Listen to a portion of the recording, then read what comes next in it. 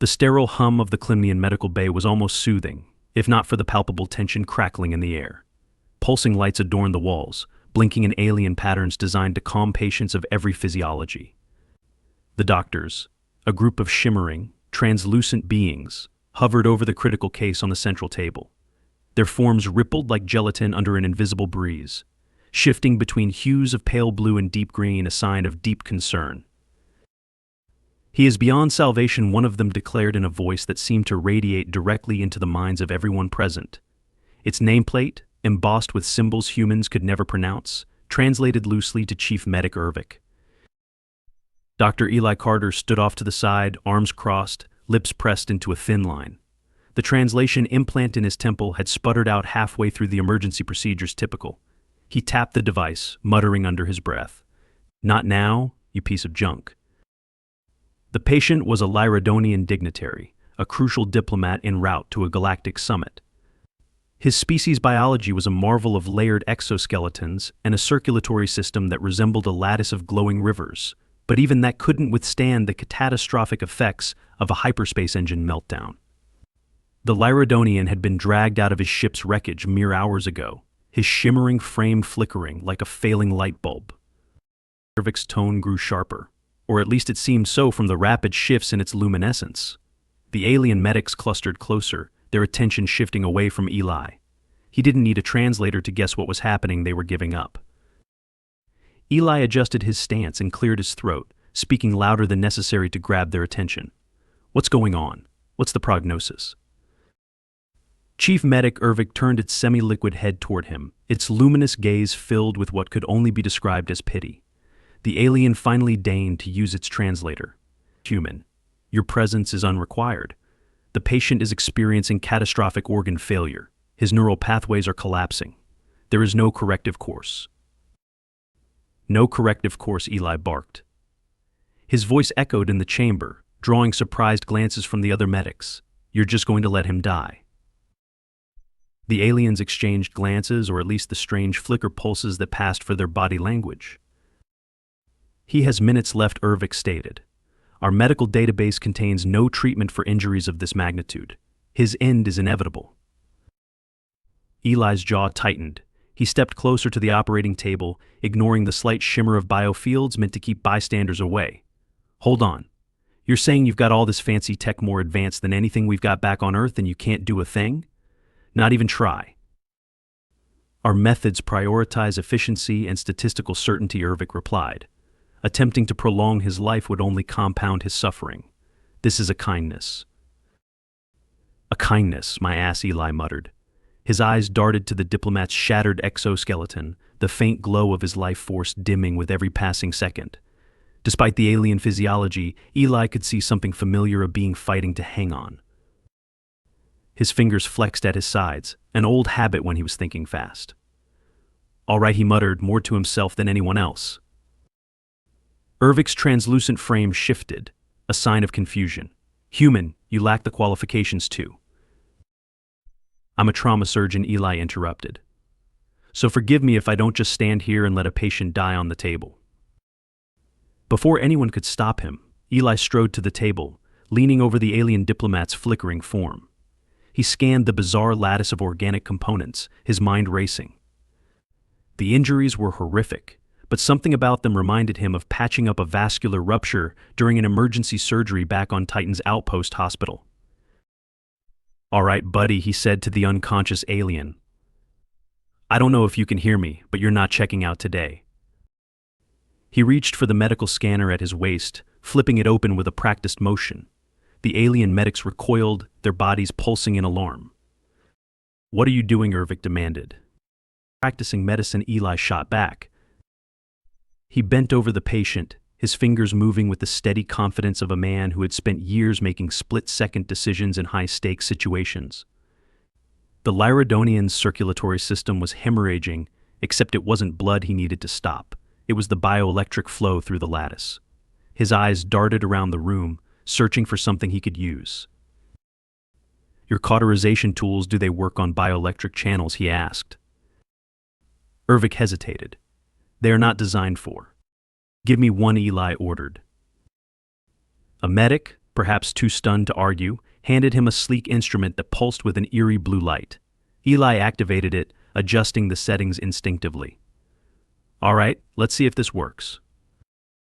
He pressed the tool to a fractured segment of the Lyridonian's exoskeleton, sealing a jagged rupture. The flickering glow of the diplomat's circulatory system responded erratically, but then steadied. The medic's protests grew louder, but Eli ignored them. His hands worked quickly, replicating the process across the worst of the fractures. He reached into his medical pack for a bundle of synthetic microfibers, threading them into a shattered section of the lattice. Sweat beaded on his forehead. Unacceptable, Ervik exclaimed, its tone a mix of horror and outrage. This is not medical science. It is barbarism.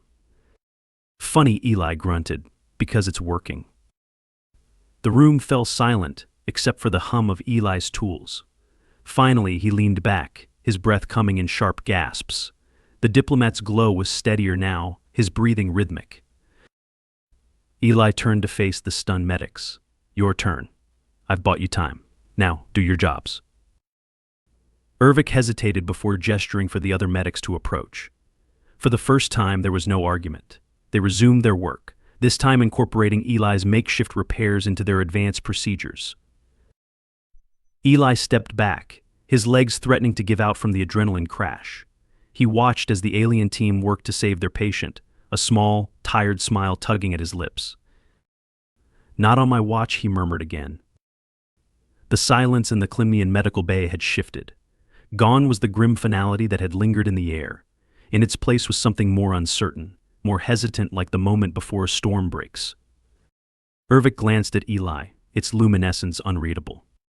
This was reckless, the chief medic finally said. Eli wiped a hand down his face. You're welcome.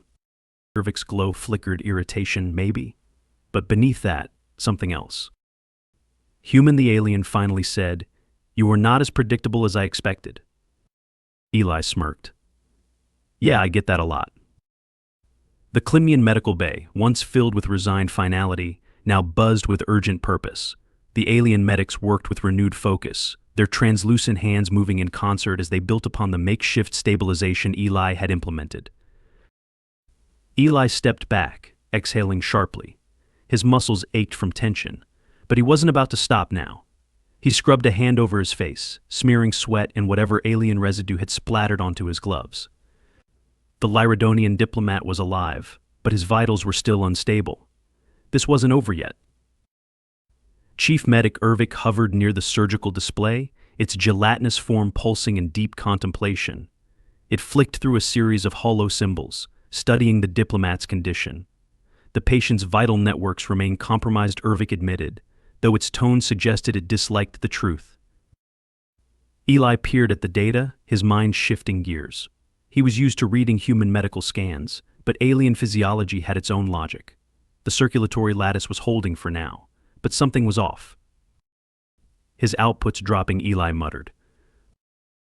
The auxiliary pathways you repaired are maintaining stability, one of the other medics noted, but the systemic function is degrading. Eli frowned.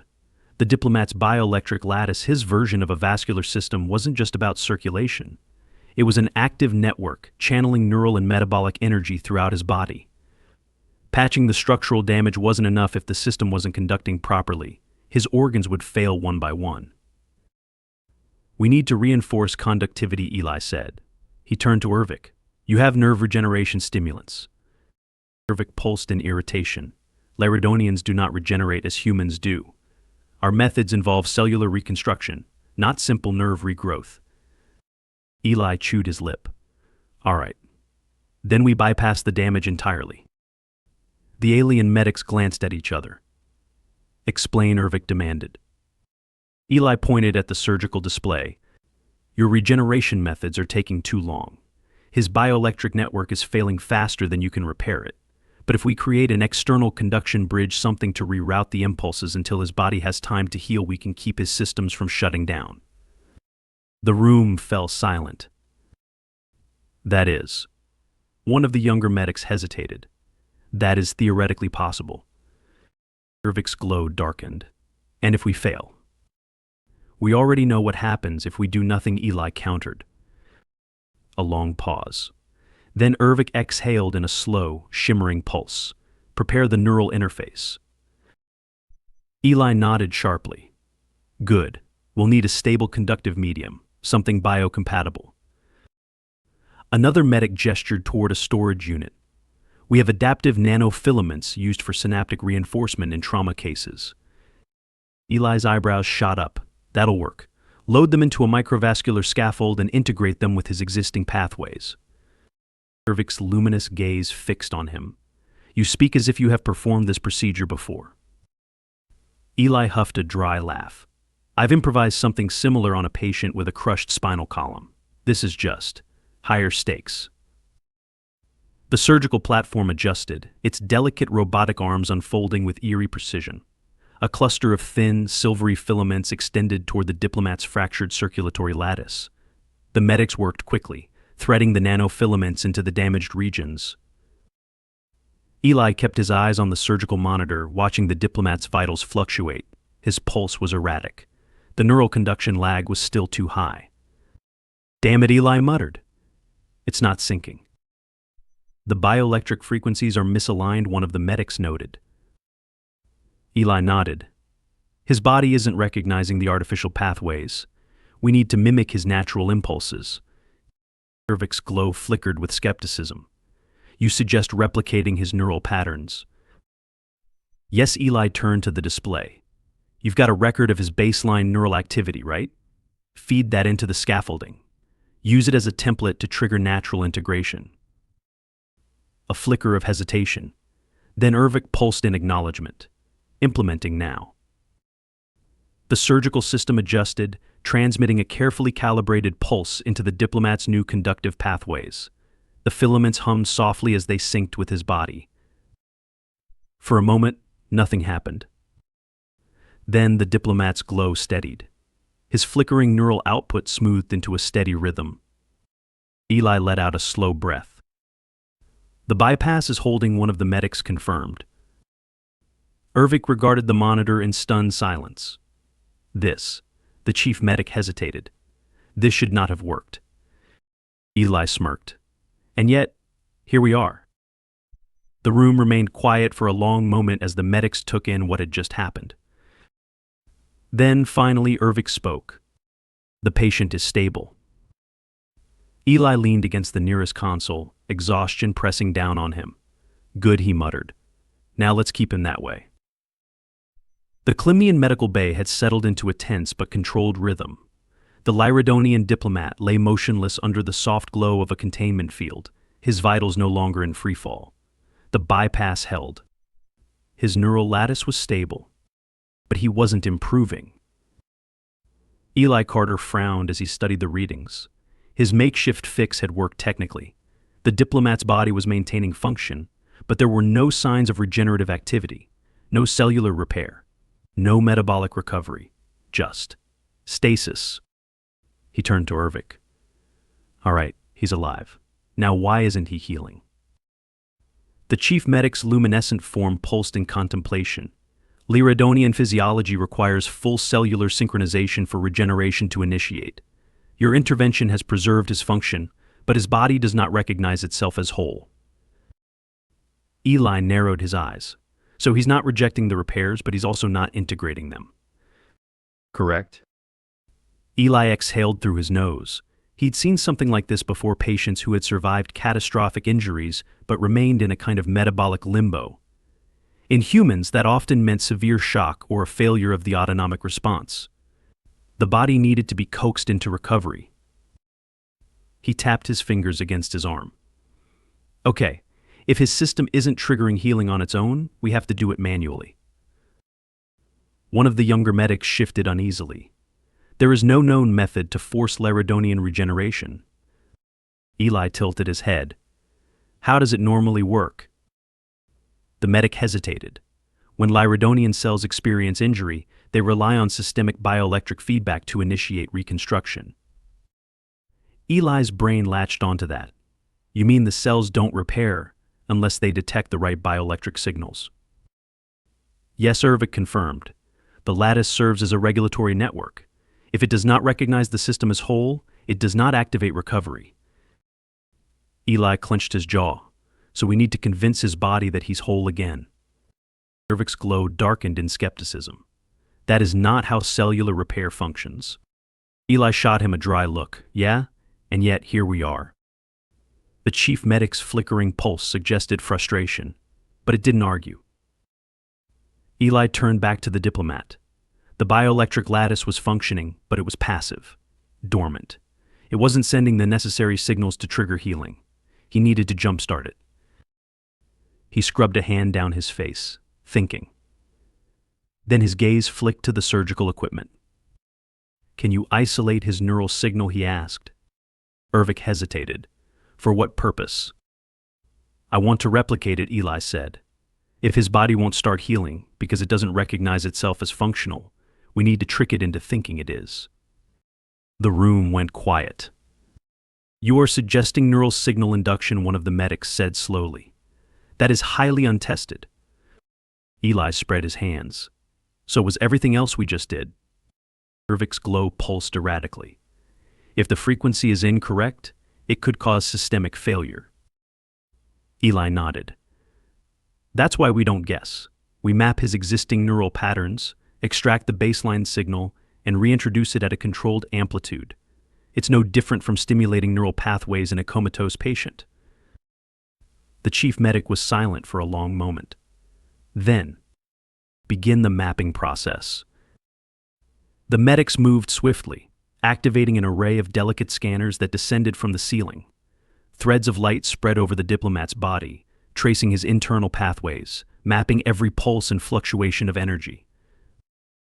Eli watched as the data compiled on the surgical display. The diplomat's neural activity was faint, barely registering beyond basic autonomic function. He wasn't brain dead, but his body had gone into an extreme conservation state. We need to amplify the signal, Eli said.